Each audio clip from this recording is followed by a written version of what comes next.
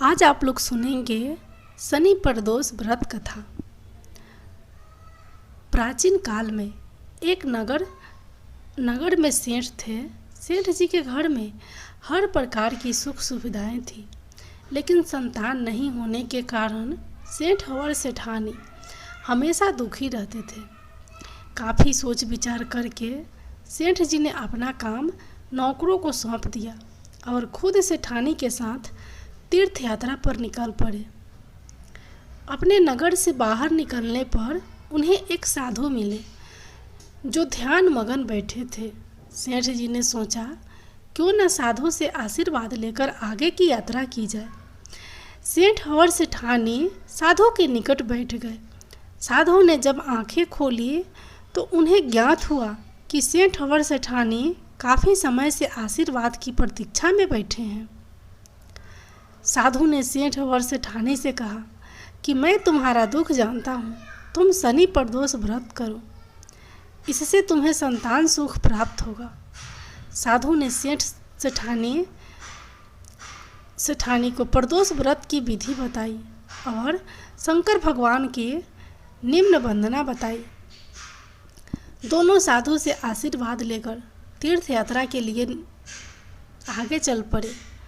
तीर्थ यात्रा से लौटने के बाद सेठ और सेठानी ने मिलकर शनि प्रदोष व्रत किया, जिसके प्रभाव से उनके घर एक सुंदर पुत्र का जन्म हुआ और खुशियों से उनका जीवन भर गया। जय शनिदेव। अब आप लोग सुनिए प्रदोष व्रत की अगली कहानी। पौराणिक कथा के अनुसार प्राचीन समय में अंबापुर गांव में एक ब्राह्मणी रहती थी। उसके पति की मृत्यु के बाद ब्राह्मणी भिक्षा मांगकर अपना जीवन यापन करती थी। एक दिन जब भिक्षा मांगकर लौट रही थी तो वह दोनों बच्चों को देख दुखी हो गई। वह सोचने लगी कि इन दोनों बालक के माता पिता कौन हैं।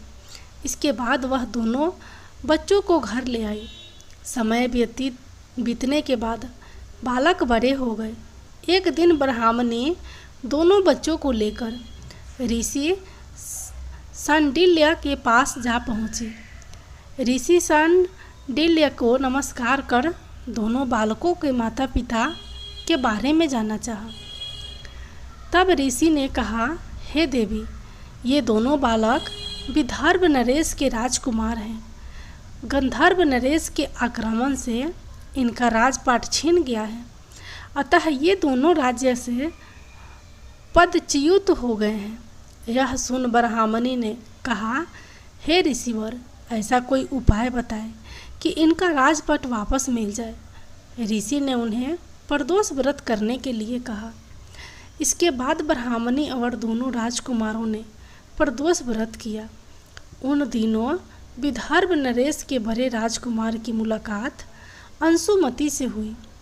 दोनों विवाह करने के लिए राजी हो गए। यह जान अंशुमति के पिता ने गंधर्व नरेश के विरुद्ध युद्ध में राजकुमारी की सहायता की।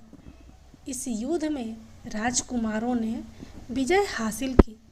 प्रदोष व्रत के पुण्य प्राप्त से राजकुमारों को राजपाट वापस मिल गया। उस समय राजकुमारों ने ब्राह्मणी को दरबार में विशेष स्थान प्रदान किया।